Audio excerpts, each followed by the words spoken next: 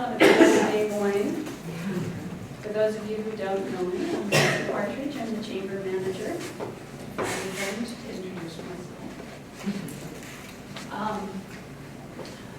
Good turnout today. Good breakfast today. Thank you to Ruby Kay for doing breakfast this morning.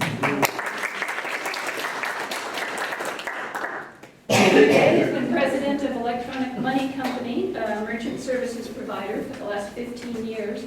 And by the way, thank you to Dennis Kennedy, chamber member, who is located in the Small Business Center, for introducing us to Ginger Gay. The Electronic Money Company prides itself on full disclosure of credit card processing fees, educating clients to understand their monthly reconciliation merchant statement, and white glove service. She's the published author of the book I just mentioned. She's been invited to do radio interviews on Smart Living with Larry Aarons and also Biz Talk Radio, a nationally syndicated talk show. She's going to speak to us today on the subjects of EMD, chip and signature credit cards now being issued to replace the magnetic stripe cards, the added security they provide, and the impact to merchants on the liability shift happening, as we just discussed. Ginger Gay, great, good luck.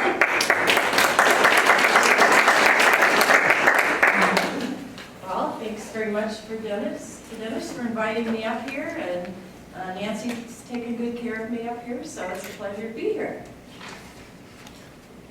And I also brought my husband Walt with me, and David Anthony resides in Santa Fe. So, okay, clicker. Now we tested this.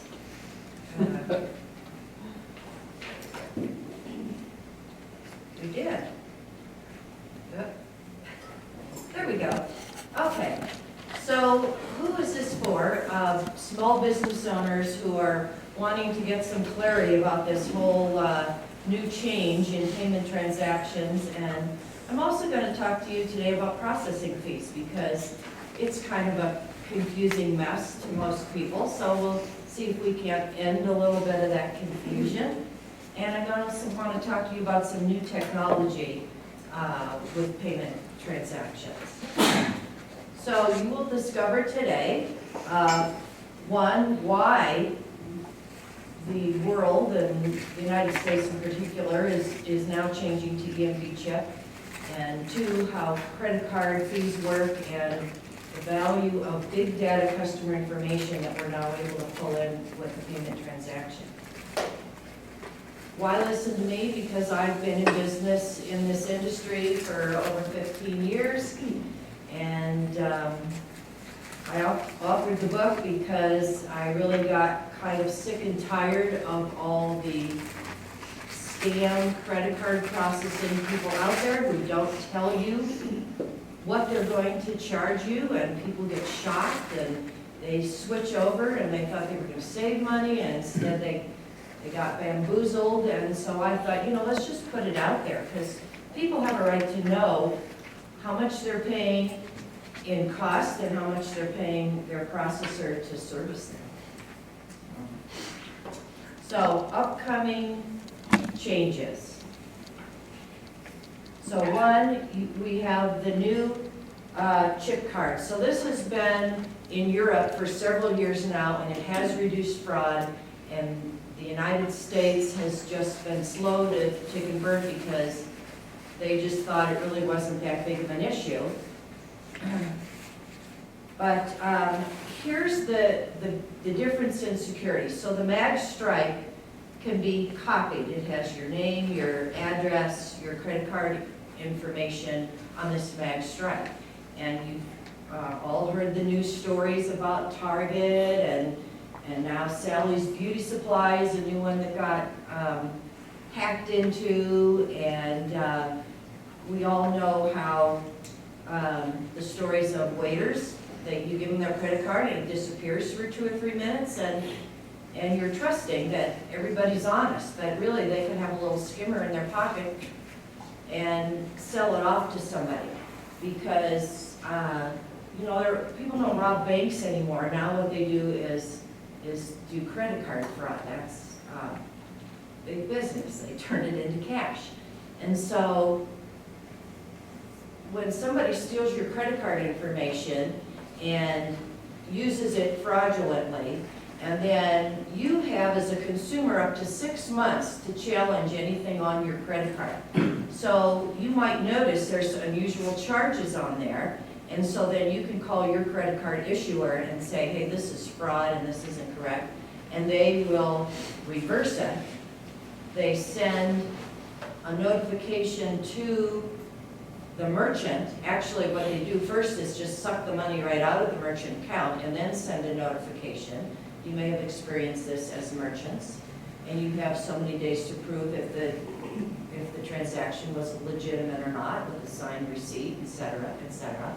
And if it's not, if it's a stolen card, then the money gets reversed. The merchant does not have to eat that. It's up to Visa to reimburse and take care of this situation and correct it. Getting ahead of my slide, so let me finish this slide and then I'm going to expand on that a little bit later. So the interesting thing about this mag stripe is it's easy to copy, and this data is static. So this never changes, this information. So that's why somebody can copy it and then use it repeatedly, because it's not changing. So the new technology, which I've got this little sample here, there's a little chip, a magnetic chip in the little logo on your card. And the credit card issuers are, when your card is expired, they're going to start sending you a new card with the chip in it.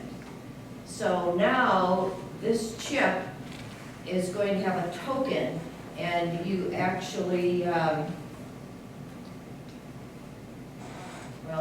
you're actually going to stick it into the machine like an ATM machine, and it has a unique identifier, and we call that a dynamic number. That's every time you use it, at every different place you use your card, it's going to be a different number, so it's not very easily stolen because they can't use it again. They can't use that tokenization again.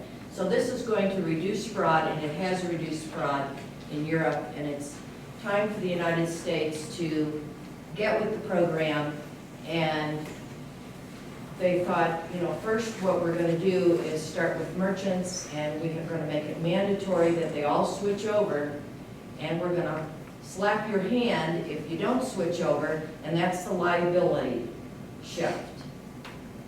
And so that's the whole purpose, is to kind of drive this to happen, because if they didn't slap your hand with anything, everybody would delay, right? Consumers are real anxious for this, and so we're making the merchants switch over first. So,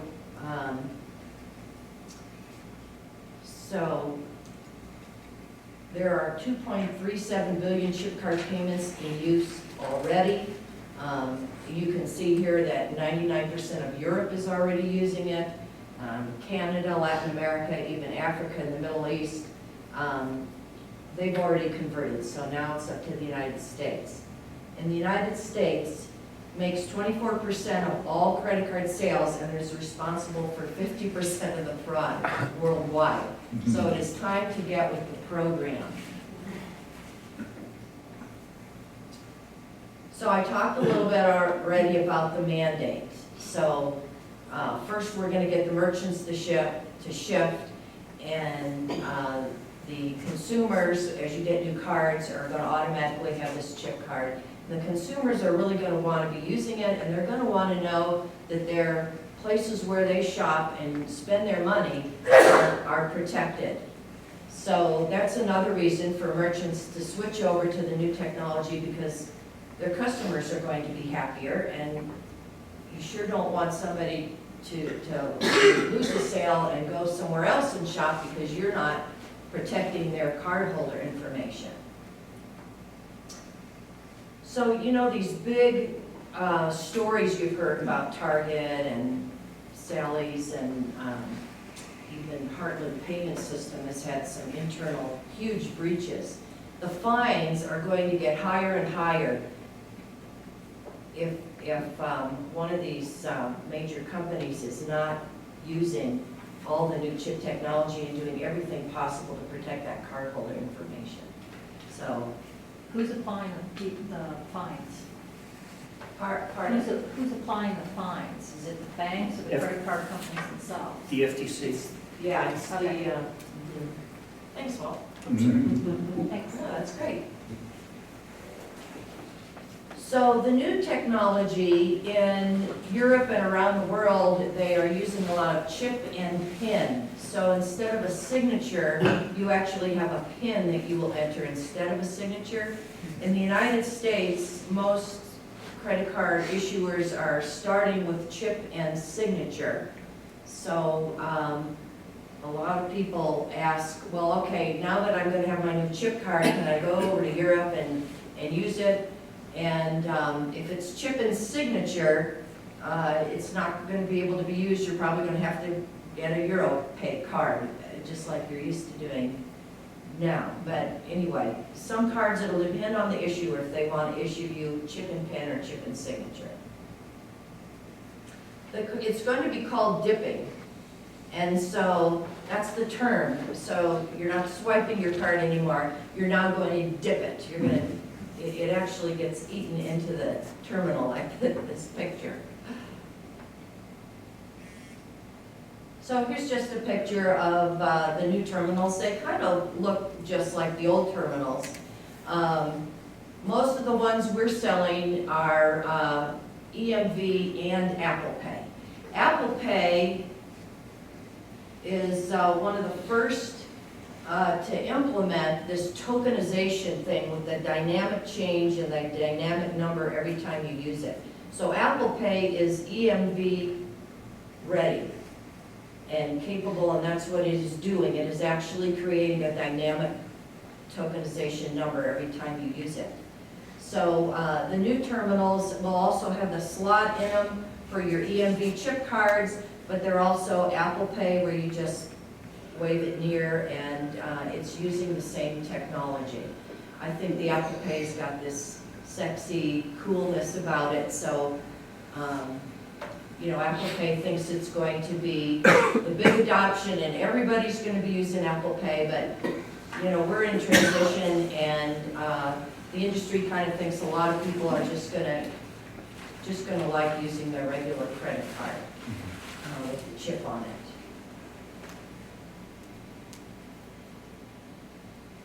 So just the practicality of this, if you're a consumer and you have a chip card and your merchant tries to swipe it instead, you know, the clerks aren't used to all the new way of doing it, it's going to have an error. If it's a chip card, it's going to tell them, and then you're going to have to instead put it in.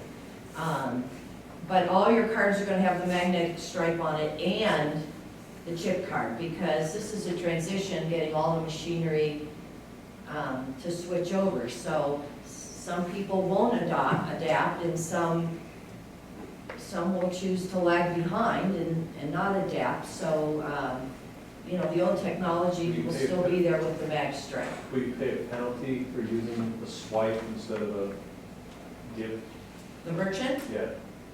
No, but the ruling is if you do not have a chip machine and it turns out to be a stolen card, you will have the liability. So if you have a chip machine that'll take the chip, but you use a mag stripe, If you do that, then you'll pay that. then you don't pay the liability, is the way I understand it. But if you just keep your old terminal that does not have EMV at all, then you will have to cover that. So the liability, you know, can be quite high, and depending on what kind of business you have. You know, if you're Ruby K's and you have a $20 ticket or a $50 ticket, you know, she might lose $20 or $50. But if you're a jewelry store and you sell a $5,000 diamond, you're out the diamond and the money. But the other side of it too is your consumers are going to start demanding it. Yes. Is EMV technology applicable to credit cards, debit cards, ATM cards, all of, any type of magnetic card? The new technology, yes, that's a good question. It's gonna, all the cards are going to be switching over to the chip. But the only reason they'll have the stripe is because it's a transitional thing. Right, so Right. for a while, you're gonna have a chip and a magnetic stripe. How many years it will take to get rid of the magnetic stripe, I don't know, but at some point, there'll be a mandate from the industry that says, hey, we're not even gonna do the mag stripe anymore. So the banks and everything will be changing their ATM machines? Absolutely. Do we have anybody here from LIMD? Any bankers here? No. We recently got a new chip reader. Our old one got dumped on the floor and miraculously didn't work. So ours is just a month old. Good. And it does have the new screen. I believe it has the new technology. Everybody can come over and look at it if they want. It's great. So who are you, may I ask? I'm the museum manager of the Los Alamos Historical Society. Okay, great.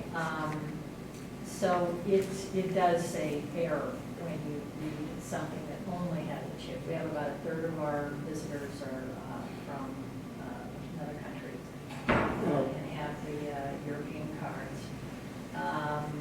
So I believe it is one from What says there? on the screen. Oh, yeah, I've seen that. It's totally blank, it just says the word error, use chip reader. Well, the software's not activated yet for the chips. It has the slot, I know it does. and it allows you to use it. Okay, Oh, it allows you to use it. You can use the Yeah. European chip okay, cards. good. Right. Okay, You can great. use the chip reader. But the United States issued EMV ones, for the Right. most part, aren't active yet because the software hasn't been turned on yet. Right, that's something I would mention now. So I have the sapphire blue Visa card with the chip in Yeah, it. yeah. So I've heard Yeah. August it's supposed to start turning on. Right, when I use the machine at work with my personal credit card, it uses the magnetic Yeah, chip. It yeah. does not say error, Yeah. How will we know or excuse me, once magnetic it's stripe. programmed? Oh, you'll get a notification in small print that nobody reads on your merchant statement.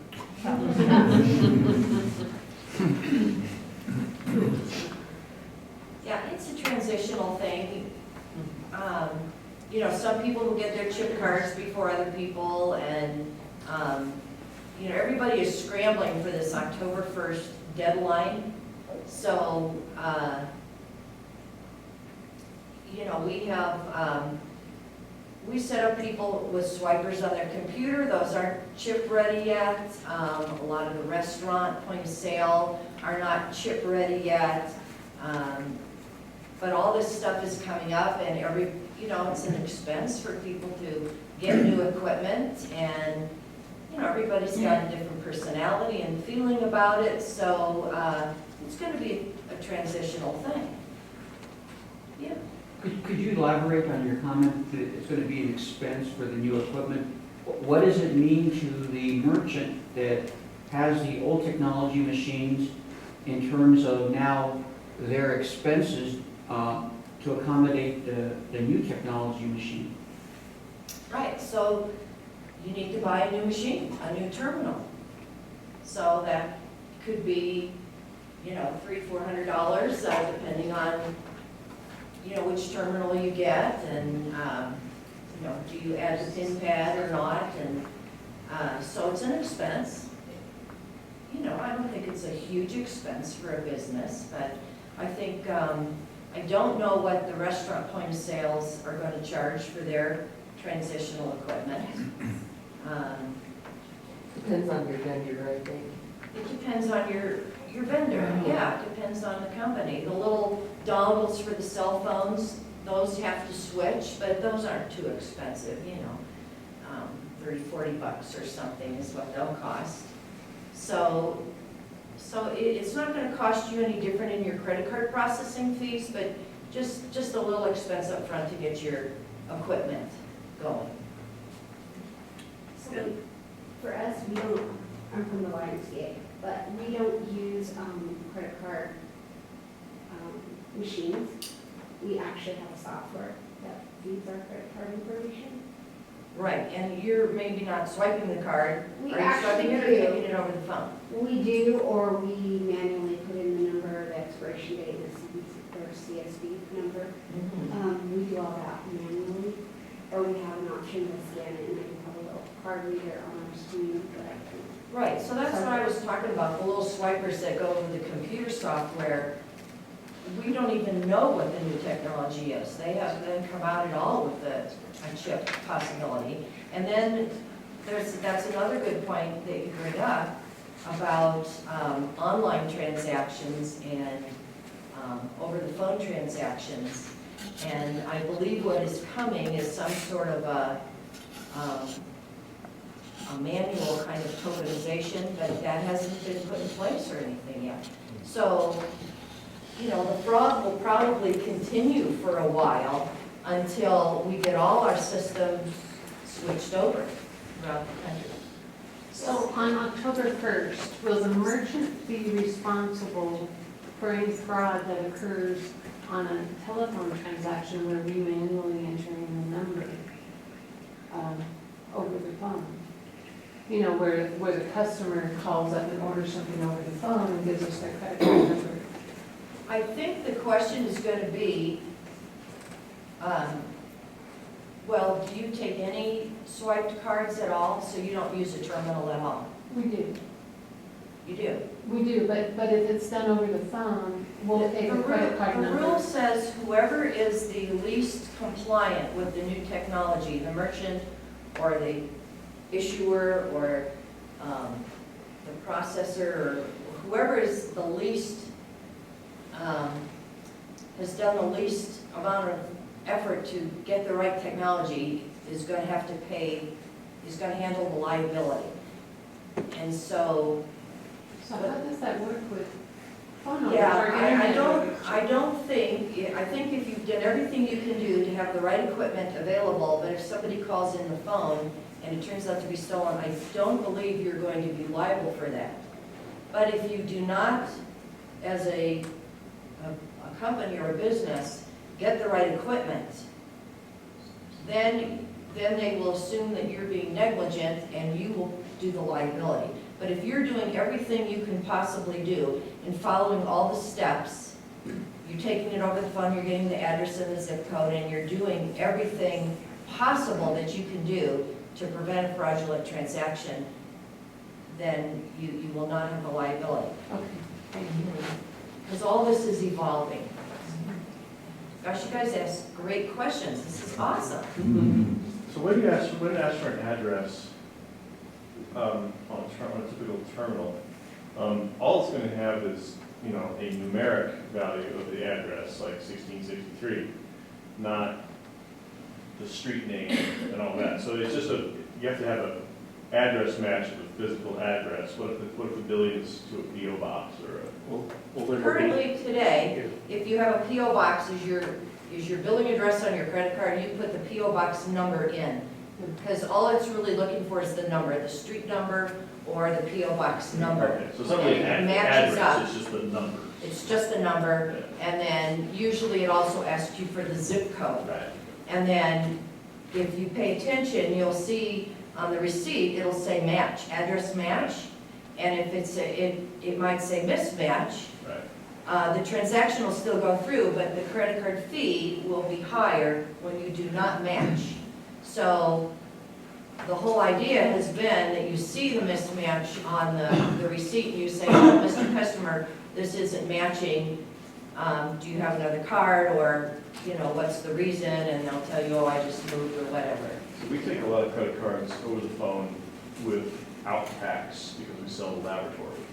So Okay. I enter all the information, zip code, address, 1663, 7545, Right. amount. Then it asks for tax, and their tax is going to be 0. So that's what's entered. I worry that kicks us over into not protecting ourselves, like you said. If we have And what's your name? Andy, CD Fox. Andy. Yeah.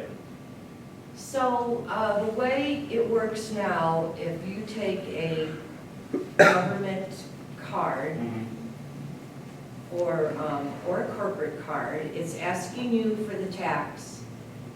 If your processor has put the programming that best serves you, will save you on the rate. The programming in the terminal will ask you for that sales tax.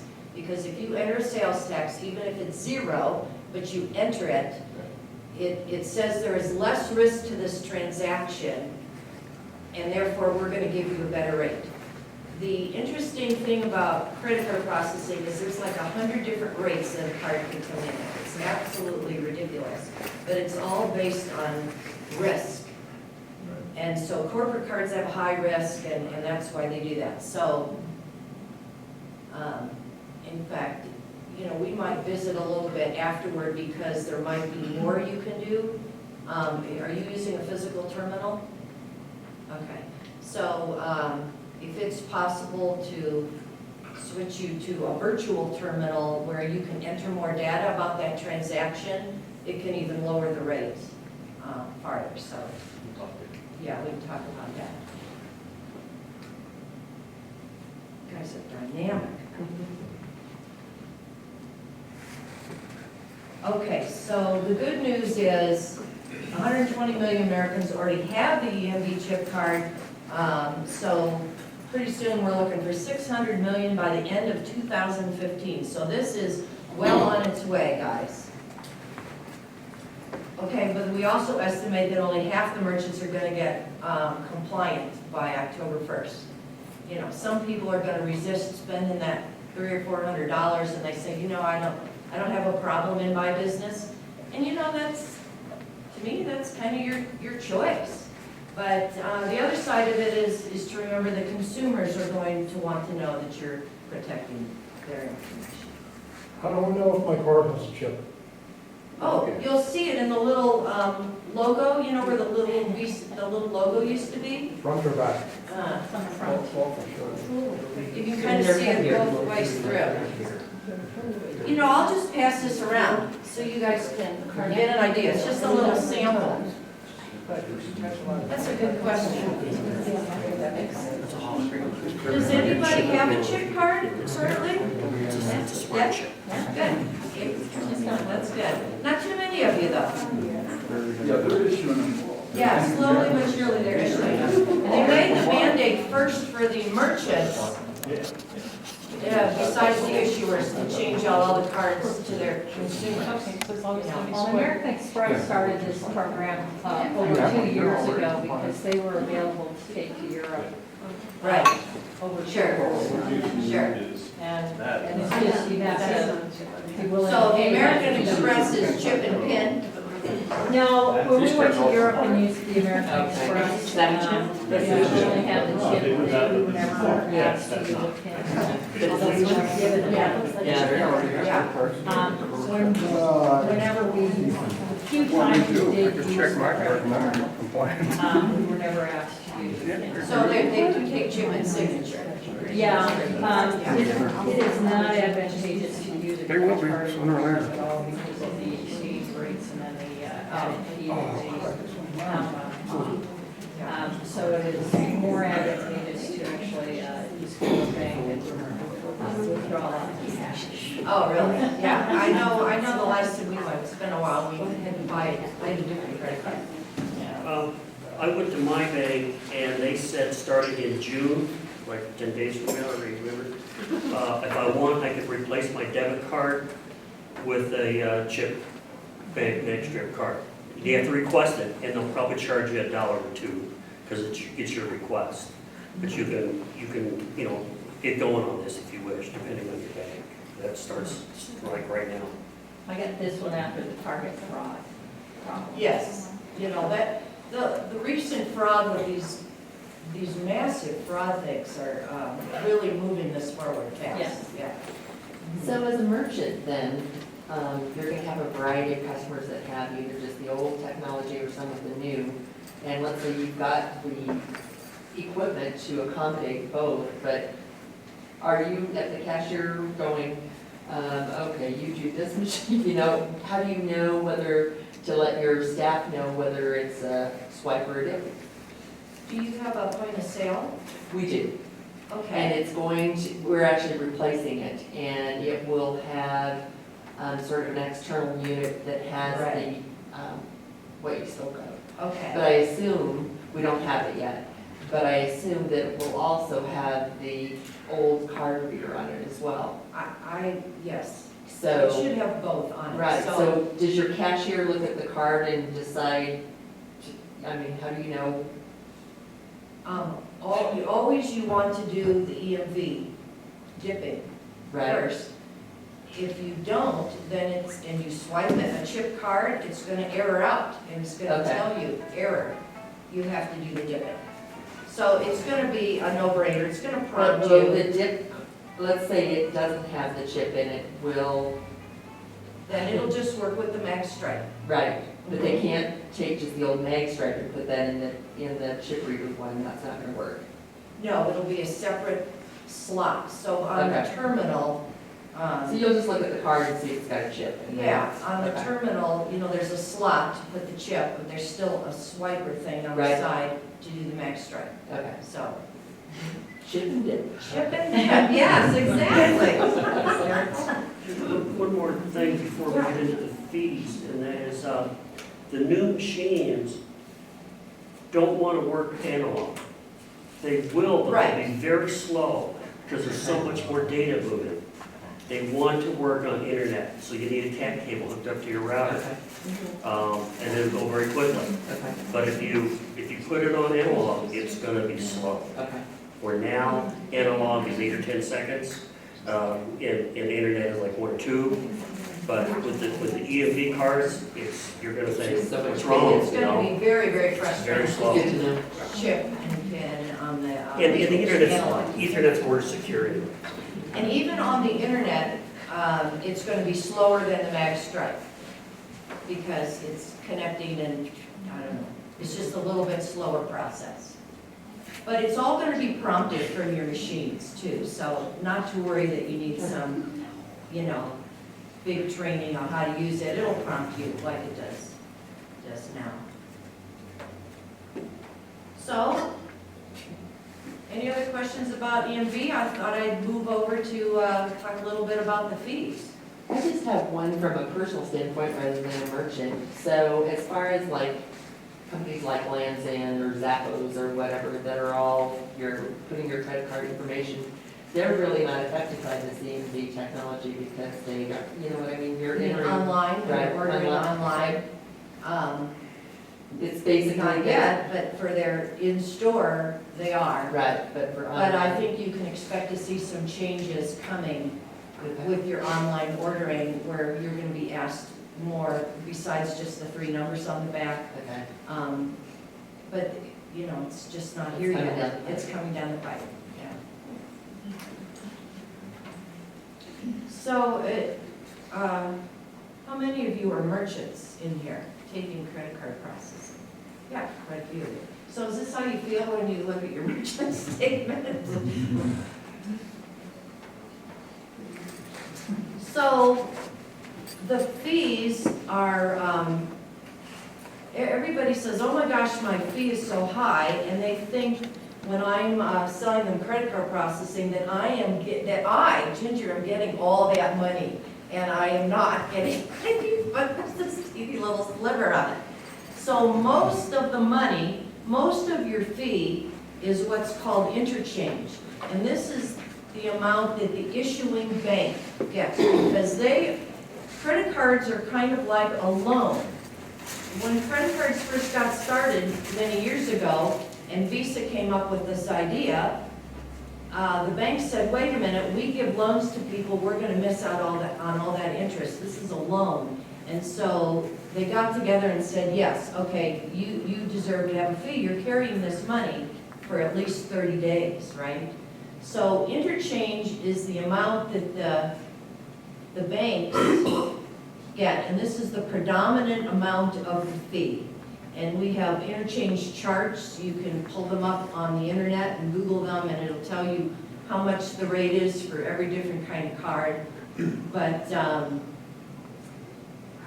you know, for example, you might be paying 1.79% for a swipe card, and 1.59 of it is going to the bank that issued the card, whether it be Wells Fargo, Bank of America, West Alamos, National Bank, First National of Santa Fe, whatever it is.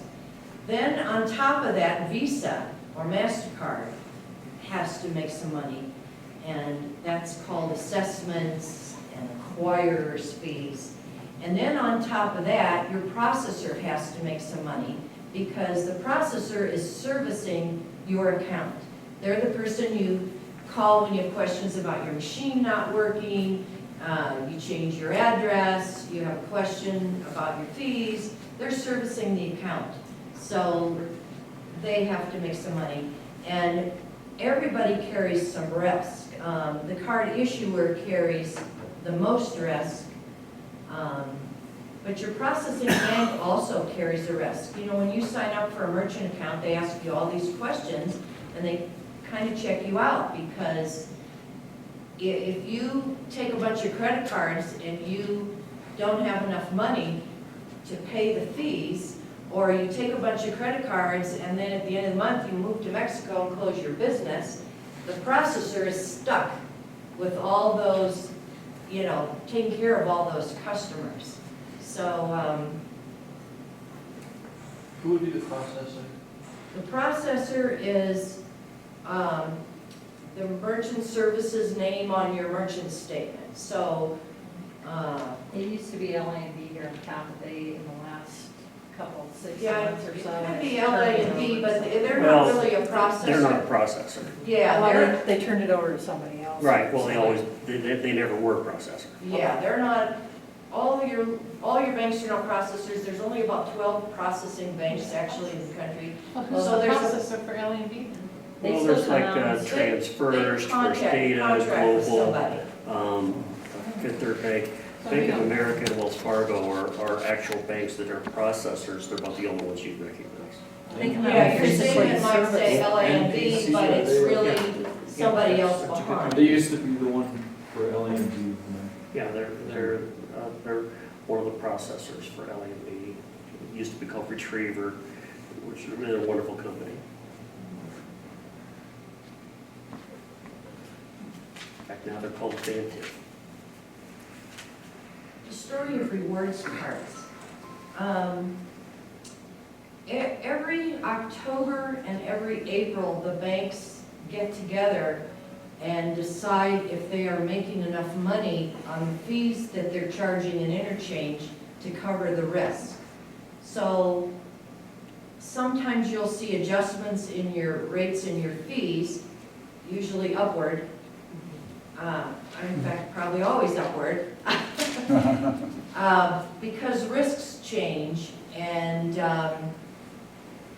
so the story of airline rewards cards explains this.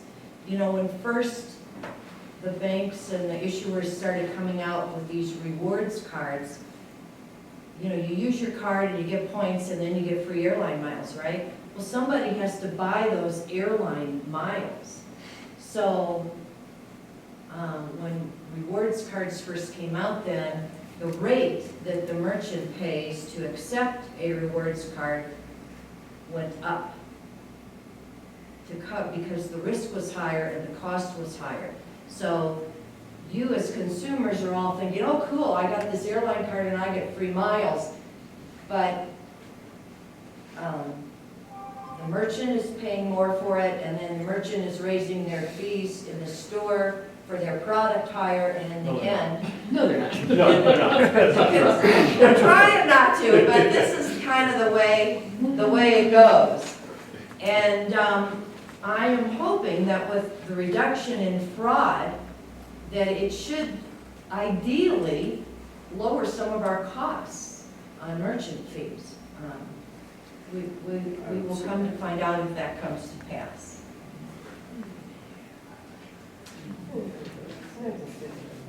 Yeah. And the reason Yeah. you're probably aware of, when you take a corporate card, the rate is higher than if you take, say, a debit card. So the rate is higher because there's more fraud with corporate cards and more chargebacks and all that sort of stuff with people abusing corporate cards, so that's why the rates are higher. Oh. I went too fast. Okay, tiered versus cost plus. So it used to be that there's 100 different rates, and so every processor took it and divided those into 3 buckets. Small, medium, and large. We called it qualified, mid-qualified, and non-qualified. And qualified was the best rate, and that was if you swiped the card was present, and it had less risk. And then there was mid-qualified, that's typically when you keyed it over the phone, and non-qualified was all the different kinds of corporate cards, or maybe if you used a rewards card over the phone. Anyways, there were 3 buckets. And so there's 2 types of costing fee structures. One is, we call it tiered, and the other is cost plus. And cost plus now is where you as the merchant get the rate exactly how it comes in, the kind of card you took, and then the processor adds on their profit. So you might be cost plus so many basis points or so many cents per transaction. And what's a basis point? And a basis point, Good question. it's an excellent question. Yes, a good question to bring up. A basis point is 1/100th of a percent. So $100, it's a penny. it's on 100. Very good. I knew I brought you along for a good reason. Thank Just darn you. candy, yeah. Yeah. So, you might be paying cost plus 1%, that's 100 basis points. Depending on your volume and your average ticket, that you might not be at 1%, you might be at 50 basis points. You might have tons of volume, and you might, everybody's got, it's a balancing act, how much basis points they're charging you and how much transaction fee they're charging you. So if you get the book, you can study this and fall asleep very quickly at night because it's pretty dry. But by the end of the book, you'll have a really good understanding, and you can pull apart your merchant statement. You have a right to know how much you're paying your processor. It's too much. Well, you don't know it's too much because you're looking at the total fee. You're looking at the total fee, saying, gee, this is a lot. You're taking 2.5%, 3.5% out of my total business. But if you're paying 3%, maybe 2.8% is cost. Maybe 2.2% When you is say cost. cost, you mean the interchange fee and the assessment fee? And the assessment fees. Assessment fee. Right. So you don't really know unless you understand or your processor explains it all to you. But that's, So there's 3 parts of fees, right? mhm, The interchange fee, the assessment fee, and the processing fee. right. Any others? Well, let's talk about that. Good question. You had to ask. And so Yeah. the cost portion of that is the first. Everybody Sure. always says to me, oh, you guys have all these hidden fees. Well, here's a breakdown of them, and they're in different colors because they're going to different people. So, some merchant statements have one fee. You're paying 1.79, and you're paying 2.79, and 3.79 in 3 buckets, right? But that's interchange fees, assessment fees, all the fees all together. But other processors on their merchant statement, they'll tell you how much the interchange is and how much the assessments are. The assessments are actually going to Visa MasterCard, and it's cost, and every processor has to build it in, and there's nothing we can do about it. It's not a hidden fee, it's actual cost, but it shows up in weird places on your statement. I mean, you've got, you know, all these, it's very confusing, but, so assessments are sometimes categorized as hidden fees, but they're really going to Visa, MasterCard. The fees in red, the monthly fees, paper package fees, batch fees, that's predominantly going to your processor. So they want to charge you a monthly fee just to have your account open. It's like having a bank account, or, you know, it's a service fee. And, you know, a batch fee is, there's an actual cost to that because there's an electronic transaction going on, but most processors bump that up a little bit, so it's a little place for them to make a little money. Paper packages fees, you know, you might get free paper or some sort of service. Gateway fees and equipment fees, you know, that's equipment companies. You gotta pay for the equipment, you know, and the gateway is when you're doing your processing through a virtual terminal or an online store and you're going through the computer, but there's a whole network of people that are providing that service. And the processor is the person who connects that for you, so you have like a one-stop shopping and you don't have to talk to 5 different people to get your merchant account set up. It's like the processor just gathers all these people up together and puts it together, and then people say, oh my gosh, my fees are so high, but you've got a lot of people in the background. You know, there's electronic companies. The fee is, when you swipe that credit card, it's going to a network, electronic networks that's handling it. It's going to a processing bank. They have to make money because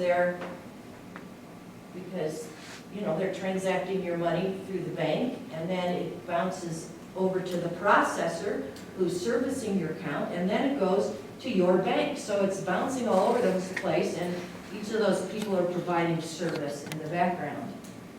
PCI compliance is an industry started policing itself and said, you know, we've just got to make sure that people are taking care of these credit card numbers because of the fraud.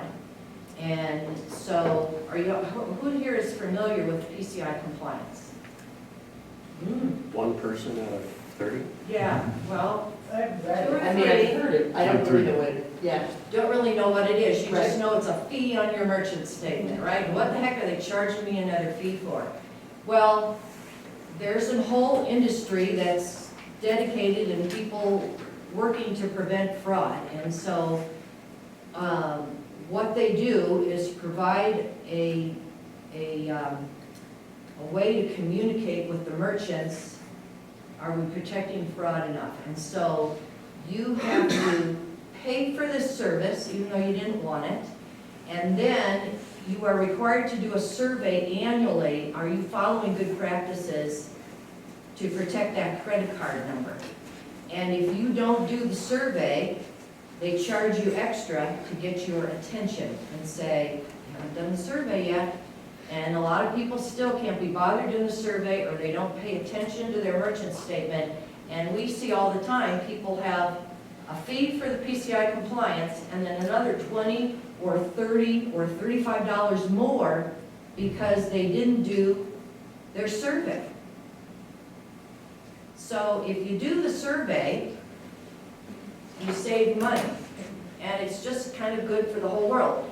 Now with this new EMV technology coming out, we're hoping that PCI compliance fees will go down as people become more secure and there's not as much need for it, so, yes. Every year they send me a link to the survey that doesn't work.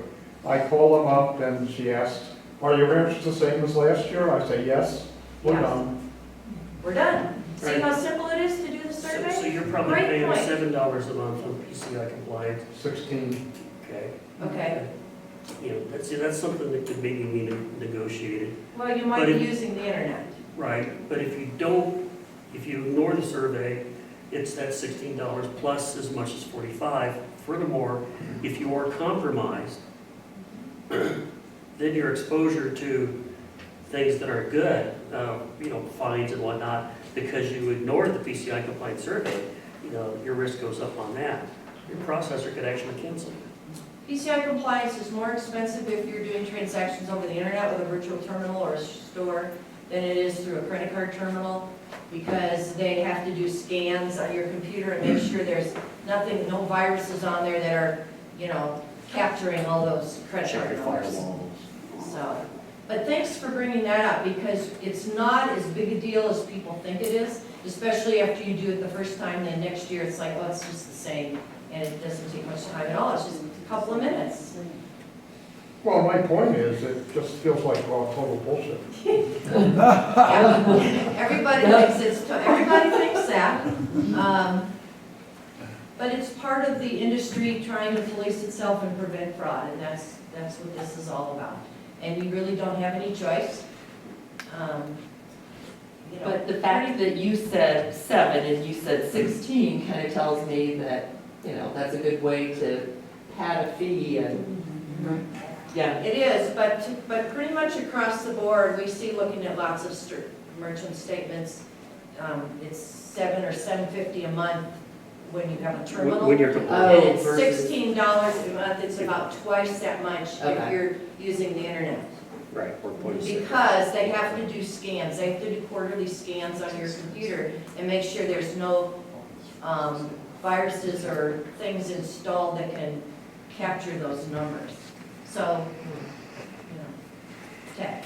If you wanted to make an informed decision on the capabilities of the various processors, and particularly find out those that, to use your word, will negotiate with you and those that won't, is there a source that you can go to, a website you can go to, so that a business can make an informed choice on processors? You could read the book. That's an interesting question, because I've been toying around in my mind of putting a website up there where people can, and I would charge you to do a comparison, because what happens is people have their own merchant statement, they don't really know how to read it. Some guy comes in and says, oh, I'm going to save you all this money, and you really don't know how to read his analysis either. And so I was kind of thinking, hey, I could just do that service, you know, it takes time, so. Because right You have now, to charge there's for YouTube videos on, you know, I mean, Right. how to read your statement. Well, Yeah. and even if you read the book, and even in my business, you know, David does a lot of sales for us and other salespeople. I mean, they've been doing this for 10 years and they still send statements in to me and say, Ginger, what do you think of this one? You know, it's like, they're all different. And some processors say pending charges because they're charging you some fees this month and some fees from last month, you know, just to complicate the mess, I think. Plus annual fees and sometimes semi-annual fees. That is just a fee. Yeah, and then, you know, David sent me one yesterday, and I was going to tell you, it's like a really big bear. So I sent it in to my guy at my corporate office, processor, and I said, you take a look at this, because, so, you know, They're making it It's a confusing. mess. They're It's not a saying mess. this is what you No. pay. They'll say, But this is it- what you're paying, but this is pending, and we got some from last month, but it's on So, purpose. Ted, to answer your question, I don't know of anybody doing that, but since you brought that up, I think I'm gonna move that a little more to my front burner. My question was, will people be willing to pay, say, a couple $100 for the service? Because it's very time consuming and not something I can just, you know, whip out in 5 minutes for $20, you know? Right. So I'll ask you, would you pay for a service like If I that? felt you were legitimate, but it's so hard as you're looking for things like that to help you to know that you're legitimate. You know what I mean? So I would set up a separate organization that, yeah. Yeah. Thank Yeah, you. and she brings up a good point, you know, because depending who you ask, they have their own agenda, and they have their own Absolutely. profit-making Absolutely. strategy. So Right, if they're not balanced and they're not going to give you the full story, just their story, then, you know, you potentially put yourself in someone else's hands, and right, you're trying to make an informed, educated decision. yeah. That's why we always try to be very upfront and go through everything with people and, you know, but it's confusing. It's interesting. A lot of processors now are giving away the equipment and just, you know, charging a little bit more in fees. I mean, That's what we're it's doing. free, but, you know it's not really free. It's in there somewhere, but, you know, it may be fair, you know. One of our equipment lease companies just recently sent us a sales letter and said, hey, let's switch it around and give away the processing for free and just charge extra for the equipment. You know, well, they're trying to get us to do more leases. You know, craziness, but you're right, it's difficult. But thank you very much for those comments, yeah. Of those 9 categories up there, probably a third of them have some negotiation to them. The monthly fee, the paper packages, that makes sense to you? Or are you better off going to Staples to get your paper? I mean, there's convenience, so you have to weigh it. The PCI compliance is a big one. A termination fee. If you do your banking at Los Alamos National Bank and you decide you're going to go to Del Norte instead, Los Alamos will just give you your money, say, hey, thank you for your business, we hope you come back. They don't charge you $300 or $1,000 to close your account. The credit card company shouldn't do that either. But they do. Termination fees are really a huge factor, and a lot of times the salespeople slide that through and don't tell you. It's huge. Yeah, and so the average we see out there is maybe $300, maybe $400 if you terminate within your 3-year contract. And it's automatically renewed at the end if you don't say Yeah. no, which in the city of Mexico is not legal, by the way. But if you don't make an issue of it, they'll do it. We have a tendency to charge 0 termination fees. And 0 Although one application. of our processors, they have an actual cost to us of $60, so we might tack on $60. But my philosophy is, hey, if I'm not doing my job, taking care of you, then you should be free to leave. So we basically don't do that. But I was recently visiting with a restaurant owner who had 5 locations, and he wanted to switch over to my service. And then when he went to his other credit card guy, they were not only going to charge him like $500 per location, but they were also going to charge him liquidated damages, which meant he had to pay them what they would have earned Right. if he stayed with them. And he had 16 more months to go. It was going to cost him $27,000. Would it cost to us leave. $15,000 to terminate? And he did not know he had signed into that. And he did Yeah. not know he had So signed into it, yeah. No, this is the one that's coming to an end. So that's We're called saying liquidated goodbye to. damages. A good question to ask. If we were to terminate early. Well, you have to be very particular on how you counsel that, because you have to give them, as an example, 30 days written notice. They have to receive the letter on 30 days prior to the cancellation. There's all these very particular clauses. But what did you say about the state of New Mexico? That's Well, the state attorneys general will say that there's 11 states where you cannot automatically be renewed into one of these types of contracts without signing something to say, yes, I agree to that.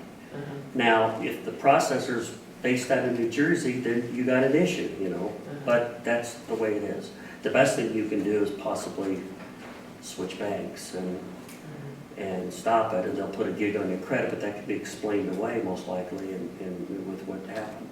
Yeah. So something that, you know, you have to read the fine print, because you know, in the back of my book, I have all these Bob from Brand X stories. And it's basically just a whole bunch of stories about scams. And it just bugs me that, you know, my cohorts are scamming people, and this is finance, this is people's money. It's like they're representing themselves like a bank, which it is, a merchant comes on a bank account, and then they're sliding stuff under the table. It's not cool at all, and that's why I wrote the book. And so just the examples of all the tricks and Bob from Brand X stories is just kind of fun. Yes? So you're talking about me and what you do personally. Right. You have a business, and what does your business do? My business is Electronic Money Company, and we provide merchant services. So we Are you a Come out and- processor, or? I'm not the actual processor. I have several processors behind me, so Okay. I picked the one that kind of fits best for, that has the best program for a particular merchant. So are you local in this area? Yes, I'm Albuquerque, and David's in Santa Fe, and so if I get through this, I'll have a little screen where you can Okay. actually contact us, and you guys have just been great questions, so let's see. Oh, I just have a little slide. I do appreciate your processor because they do a lot of service for you too. They have to make something, they can't give it away for free. Let's talk just real quickly about new technology that's coming along where, you know, the mag stripe, I have my little card anymore. The mag stripe has your name, your address, and your credit card information. And the new technology now is can take your name and match it up with stuff online and actually put it all together for you and give you information about your customer. So this is something new that is coming with payment technology. And, you know, right now, all you do is pay for, I mean, the privilege of accepting credit cards is great for your business because it gives people more buying power, and it is a great thing, because if people had to just pay cash, you wouldn't be selling as much. Everybody knows that we women spend more on our credit card than we have in our pocket, right? You know, and men do too. But this big data and customer insights is an asset that you can get with your payment transaction. There's actually technology that merges the payment transaction, information from that, information from social media online, and can also merge with your point of sale, kind of depending on which point of sale you have right now. So some restaurants in particular, we can tell you who your customer is, what their name is, what they're saying about you online. Are they a new customer? Are they a repeat customer? What did they order? What's their favorite meal? Very valuable information for marketing and growing your business. And the amazing part is it costs little to nothing more than you're currently paying right now for your credit card processing. So this is the new thing, value add with the credit card processing. We are working with a processor called Swipely now, and it's just growing in leaps and bounds. Everybody sees the demonstration, they're like, well, why wouldn't I want to have this information? So by pulling this information about your customers in, you now have a database. A database is very valuable for marketing. It's also very valuable when you go to sell your business, because this is the true value of the future receivables of your business. You can get information on who's your best customers, who's your most profitable customers. Loyalty, you can keep track of your loyal customers, and without purchasing a separate loyalty card program, you have all this information automatically tracked in this new technology. You know, a lot of businesses, if you just had a fence around loyal customers, if you just had loyal customers just coming back, you hardly need to go after the new customers. I mean, sure, people die, they move, they whatever, but it's cost 7 times more to get a new customer in, marketing-wise, than it does to just reach out to your current customer base and invite them back. So it can track new versus repeat customers. It can tell you who's new, and of those new people, who came back. You can actually track a marketing campaign, like say you do a buy one, get one free, or you know, happy hour, or whatever you do. You can actually track that and say how many new people came in from this event, and how many people came back afterwards. It's pretty cool. Just even putting your social media all in one place. Ted, is this your area, social media? We do offer classes for new customers and entrepreneurs. Yeah, so we can put all your social media in one place, so you don't have to go to Facebook and Yelp and then TripAdvisor and all these different places. It's all one place. You can see, you can even search who's talking about my burritos, and you know, pulls it all out. pretty Is cool that with stuff. Swipely that does Yes, that? with Swipely. And Swipely is a processor. It's a processor. Well, actually, they're a technology company, and they give away the technology for your credit card processing. And basically, for the same thing you're already paying, they're saying, hey, switch over to us and you get all this stuff. So that's kind of their marketing advantage. Okay, Yeah. so not all processors are gonna provide services, but they could provide that service. They could if they develop the technology. Some of them are starting to provide some customer insights, mainly just from the payment transaction from your name.